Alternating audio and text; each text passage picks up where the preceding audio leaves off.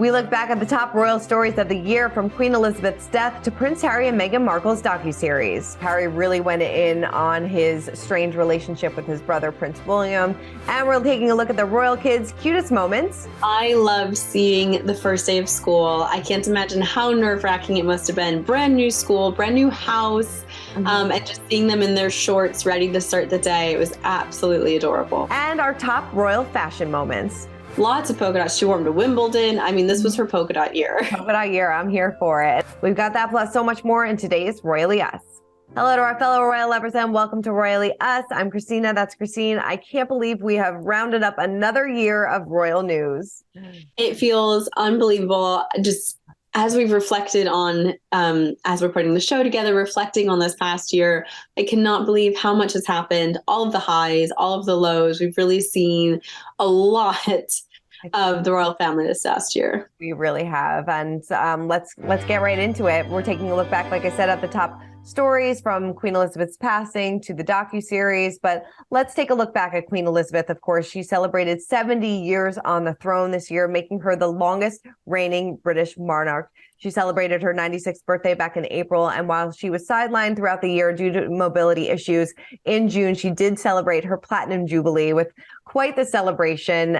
She had one final balcony shot featuring the core members of the British royal family, Prince Charles and Camilla, the Cambridges. And of course, we know now that this was her final balcony appearance. I know you were at the Jubilee. This was definitely a highlight of the year. This was such a highlight of the year, such a historical moment. I remember the discussion being just at the moment, at the time as she's standing on the balcony, people are saying, God, is this the last time that we will see this really iconic balcony appearance from Queen Elizabeth II? And it did, a lot of people said after the Jubilee, this felt like a really macabre sort of farewell, but what a beautiful farewell it was. I mean, so much celebration, so much joy, jubilation, if you will. The crowds of people lining the streets, so many people just flocking into London to see the Queen, to celebrate, to wave at members of the royal family as they went past in their carriages. I just think it was such an incredible moment in history. It really was. What a send-off. And that balcony shot was so monumental, too, because we didn't know if she was going to make the appearance. She had missed so many different events throughout the weekend, from the Thanksgiving Day service due to, the mobility issues. So this was such a nice moment that a lot of people weren't expecting. And I'm sure it meant so much to so many people and, of course, to the royal family as well. So that was really touching, a beautiful celebration. But it's hard to believe just 3 months after that, on September 8th, and 2 days after her final public appearance, Queen Elizabeth died. In a statement from Buckingham Palace at the time, it read that the Queen died peacefully at Balmoral Castle. And 1 day later, King Charles delivered his first speech as monarch when he addressed the nation and the Commonwealth from Buckingham Palace. Take a look. To our family and to the family of nations you have served so diligently all these years, may flights of angels sing thee to thy rest. Yeah, they had of course, the 10-day mourning period, which included, Prince William, Princess Kate, Prince Harry, and Meghan Markle reuniting together, greeting mourners on the walkabout. And on September 19th, the Queen was laid to rest alongside her husband, Prince Philip. I mean, this was quite the mourning period. So many different tributes from so many different people from all over the world. You saw people lining up for miles just to pay their respects, lining up for days too, and hours just to pay their respects. And we saw the royal family really come together, welcome leaders from all over the world for the funeral. And it was quite, like I said, quite the send-off. It was this was hugely moving. I was in London at Buckingham Palace the day that she died, and I can't express to you how beautiful it was in a very somber way to see so many people coming together, floods of people pouring out of Green Park Station to lay flowers. The entire park, which is just grass, all you could smell was lilies and flowers and roses as the floral tributes just piled and piled up. The Paddington Bears that were left out. I mean, it was really incredible to see so many people paying their respects. I think beautiful to see the royal family out there thanking people for mourning with them. Queen Elizabeth was not just Prince William's grandmother or King Charles's mother, but she was really a figurehead, and she was important to so many people. Mm-hmm. And I think so many of us were moved by, so many things throughout the funeral and the mourning period, seeing the corgis. I think Emma, the Queen's fell pony with the headscarf on her saddle, was hugely emotional for so many of us. Mm-hmm. And then, the bagpiper slowly walking away as the Queen was lowered into St. George's Chapel. I'm emotional just remembering it. But again, like, it's amazing to look back on something that's a historical moment that's going to be in history books, and we were sort of all a little bit a part of it. Oh yeah, no, it really was. It was a beautiful ceremony. And like you said, so many personal touches. And you also often forget that this is also a family in mourning. Of course, we saw Princess Charlotte crying, during the procession because, she just lost her great grandmother. And it was nice seeing the royal family come together. I don't think anybody was expecting Meghan and Harry to walk out of the car next to Kate and William when they were greeting the mourners, but it was nice to see them put aside their differences for their grandmother, which is definitely what she would have wanted. Harry was able to wear his military uniform while standing guard, with his grandmother as well, which was really nice. So it was nice to see everybody come together. And what a life. 96 years old, the longest reigning British monarch. And she did it with grace, and so many people approved of her, loved her, and will remember her for forever. I know I'm emotional just thinking about that period of mourning, mm-hmm. everything we saw, like the standing vigil, not just of her children, but then her grandchildren all standing there, and the, hundreds of thousands of mourners who waited for 12, 16, 20 hours in the queue, right. Next to David Beckham to bid farewell to him. Thinking back on that time, like that's history that we saw playing out in front of us. And it's such a beautiful tribute to someone who really dedicated her whole life to just improving, the greater good, improving the country and the Commonwealth for the people. Definitely. And we are continuing to watch history unfold because, of course, Prince Charles immediately became King Charles following the death of the Queen. And in just several months, he addressed the Commonwealth. He has slimmed down the monarchy, and he held his first state dinner. Of course, as for Camilla, many were shocked back in February when Queen Elizabeth named Camilla Queen Consort, writing in a statement, "And when in the fullness of time my son Charles becomes king, I know you will give him and his wife Camilla the same support that you have given me. And it is my sincere wish that when the time comes, Camilla will be known as Queen Consort as she continues her own loyal service." But arguably the most talked about moment of the year for King Charles has to be the pen moment. Take a look. Oh God, I hate this. Oh look, it's going everywhere. Hang on. So nobody got shot. Where is that? Oh look, it's everywhere. There, this bloody thing. What do they do? Everyone's stinking. We just had to throw that in there because it's just so funny. I think it is so incredibly relatable. It's what's really lovely about him as a king is that he's in this really regal setting. He is the King of England, mm-hmm. and he can't get this bloody pen to work. It's very relatable. Just in that setting, I love that. I hope that video never stops being shared. Oh my God, never. But, they had so many highlights from this year as well. They had a trip to Canada celebrating the Platinum Jubilee the Queen's Jubilee celebrations. And that was a trip that I think a lot of people responded well to. Yeah, it was hugely positive. Canadians are pretty strong monarchists, I think, and they like their new king. They loved the Queen, and it was great to have a royal tour have such positive feedback. Yeah, definitely. Of course, they showed support for Ukraine throughout this year as well. He welcomed a new prime minister, and just recently he had his first state dinner, which saw us bringing out some tiaras for the first time in a long time. I know. I love a tiara event. I thought this was great. It was a lot of pomp, a lot of ceremony. And even without Queen Elizabeth there, you still felt that royal magic that only a state dinner can provide. Yeah, definitely. It was beautiful. But of course, this year was also met with some controversy. Recently, Lady Suzanne Hussey with Ngozi Fulani, she resigned after making some racist comments to her. They did sit down and have a conversation and an understanding, but it seems like he's been handling his at least short time as king and handling this controversy swiftly and effectively. I think we've talked about it before. I think this was handled so well and really a sign of how the palace has changed and may continue to change.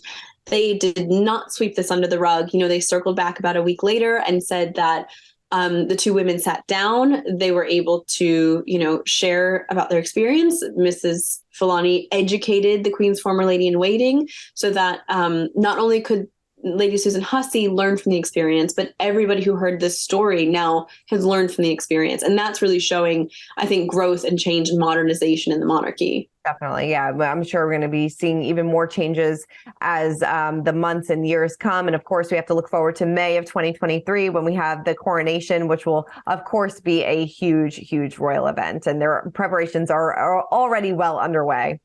Yes. All right, well, let's move on over to the new Prince and Princess of Wales. The couple both turned 40 in 2022.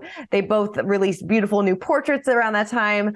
Of course, they had this controversial Caribbean tour. They headed to Boston, took on new titles. There's a lot going on. But of course, all those times they were honoring the Queen, and he did so at his Earthshot Awards. So take a look at this. It's my hope the Earthshot legacy will continue to grow, helping our communities and our planet to thrive. And in the same way, this space effort 6 decades ago created jobs, boosted economies, and provided hope, so too can the solutions born of tonight's Earthshot Prize winners. Yeah, so this year did not start off so great for the Prince and Princess of Wales with this Caribbean tour, which was criticized greatly and really put under a microscope. And it seemed like it changed the way that people look at royal tours.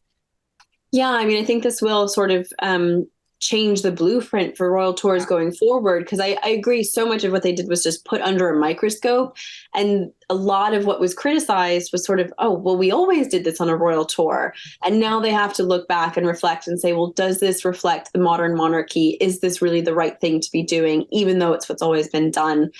It was definitely a painful learning experience, I think, but as we saw later in this year, we just talked about, they are learning, they are changing the way that things are done. But I think it was just, that tour, I think they'd rather forget it. Yeah, I think so too. But they also made some big moves this year. They moved their family to Windsor, closer to Windsor Castle, a more rural lifestyle growing up. The kids started a new school. So it seemed like and it's closer to Kate's family. So it seemed like this was a nice move for them. Yep. I think that that was like a hugely down to earth family move, closer to Kate's family, all the cousins, even a lot of William's family is sort of closer to Windsor, Berkshire. And then on the other end of the spectrum, we saw so much glitz and glamour, from the Top Gun Maverick movie premiere to all the way to the recent, Earthshot Award dress, that bright green dress, the state dinner with the sparkling tiara, the pink, there were so many. We'll talk about fashion later, but I think that they had so many sort of big red carpet events, if you will. Oh, definitely. And they capped off this year by touring Boston, and it's been a long time since they have been in the United States. The last time they were in New York City. So they decided to take the Earthshot Awards to Boston, and it was a really great event. Of course, it was clouded by some controversy with Meghan and Harry's docuseries, the Lady Suzanne Hussey controversy, but it seems like they came to Boston with a mission. They got it accomplished. He met with President Biden. They lit the city green, and they had a beautiful Earthshot Award. So this is something that, of course, he is super passionate about, and it was nice to see him bring it over here. Yep, totally agree. It was a good example of kind of keep calm and carrying on. There was all that controversy kind of flying around, but they kept their head on straight, carried on with what they were there to do, which was Earthshot and raising awareness for these sort of environmental projects throughout Boston, and to kind of get to know the American people a little bit. Definitely. All right. Well, while they may not be senior members of the royal family, Harry and Meghan sure know how to grab some headlines. They kicked off their year with a trip to not their year, but they kicked off a big moment for them was when they traveled to the Invictus Games in April, where, of course, Harry gave this interview with Hoda Kotb, and he talked about a recent meeting that he had with Queen Elizabeth, saying he wanted to make sure she was protected by the right people. The couple made a trip to the UN in July after keeping a low profile during their trip to the Platinum Jubilee, but blew the lid off the royal family with their docuseries, Harry and Meghan. So they really They had a lot to say, did a lot this year. You know, Meghan, of course, has a lot to say. She launched her podcast, Archetypes, which featured, you know, new guests every single week. So that got a lot of people talking. But of course, you know, this year, when you think of Harry and Meghan, you're going to think of this docuseries. Yeah, I think it's so funny. So they did really try and keep a low profile for a lot of the year, and then absolutely could not have had a bigger profile. I think the docuseries is really what people are going to remember. And that's unfortunate because they're not going to remember the work that they did, the Invictus Games, the UN. None of that is going to be all that memorable compared to this kind of gossipy, juicy Netflix series. No, it's so true. And, you know, Harry really went in on his strange relationship with his brother, Prince William. It seems like that's like really the crux of the issue between the royal family. And it really just doesn't seem like they have a reconciliation in the future. I really don't see that happening. It seems like, you know, these are very divided family members, and it seems like that's what Harry wants to keep it like. And we're going to have to see what happens when he releases his book Spare in January, in just a couple weeks. And I'm sure that's going to have a lot more bombshell revelations as well. So yeah, I know we're being told that Meghan and Harry will be at the King's coronation in May, but I think we'll have to see what happens after his book is released. Is there any more sort of controversy to be revealed, or, you know, can we finally talk about mending bridges? We'll see. All right. Well, let's now that we've talked about our big stories of the year, let's talk what we love to talk about, fashion. And we've had some big royal looks of the year. You know, Princess Kate had kicked off the year with these gorgeous 40th birthday portraits in this red dress. Her hair looked absolutely fantastic. I mean, what a way to kick off a year, and what a way to kick off 40. Absolutely. I loved these portraits. It was really a unique way of looking at her. You know, we haven't really seen her in full blown princess vibes before. Yeah. So I thought it was an amazing way to, I mean, like 40 just looks so good on her. I cannot believe she's 40. But from a fashion perspective, you know, all these beautiful McQueen gowns, really grand, really trendy and over the top. I loved it. And, you know, say what you will about the Caribbean tour, she did bring some great fashion to it, including this pink sequin dress, which she looked absolutely stunning in, and, you know, really showed off her new Caribbean tan, I guess. Yeah, I loved this dress from The Vampire's Wife. It was shimmering and sparkling. It looked amazing, and paired with the really sleek hair, it was such a modern look.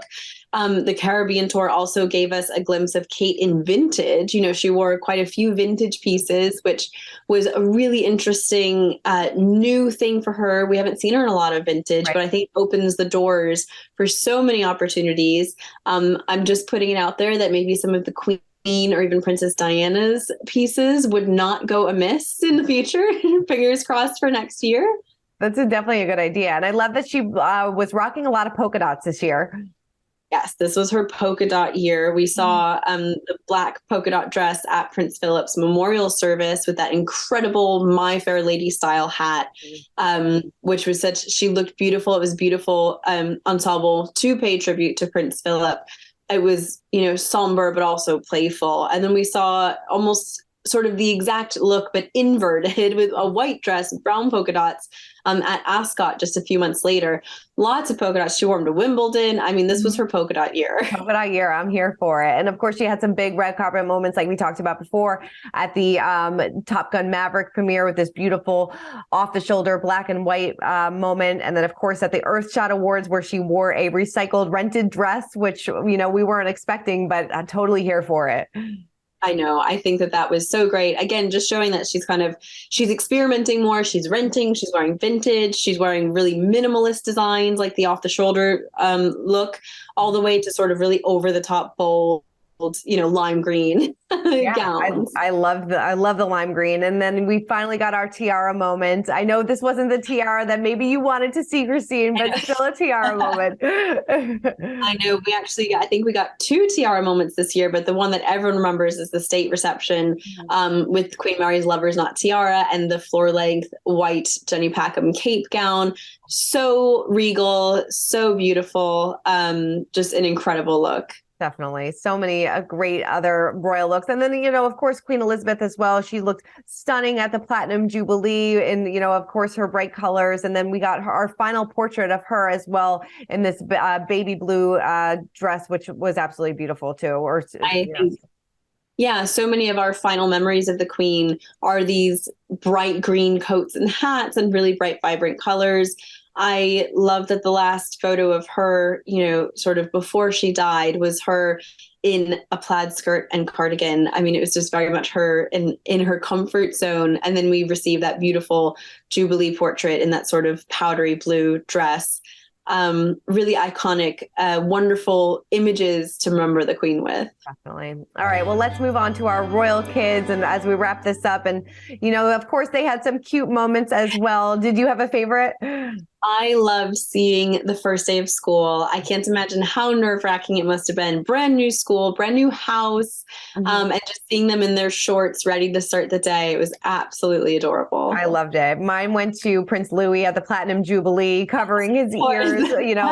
I lived for all of his facial expressions. I think that's maybe why they leave Louis at home now, but he really did steal the show. It was so cute. It was so sweet. I think we really see his character, even in the recent Christmas card. You can sort of tell that he's a little bit silly and mischievous. Yeah, definitely. And then we got our first real glimpses at Archie and Lily in the docuseries as well. So that was nice to see some behind the scenes footage of them and, in their garden and, bird watching with Harry. So it was nice to get a little behind the curtain look at what home life was like for them.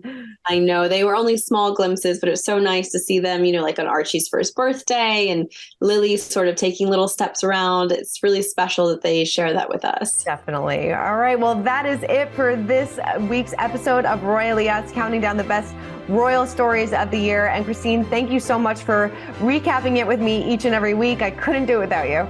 Oh, thank you so much. It's been emotional looking back on this past year. It really has. I can't believe it. I cannot believe it. Well, please let us know your highs and lows of the royal family in the comments below. And we want to wish everybody a very happy new year. And we will see you in the new year for lots more big royal stories. For more news, content, and exclusive interviews, make sure to hit the sub, like, and bell button down below and visit usmagazine.com.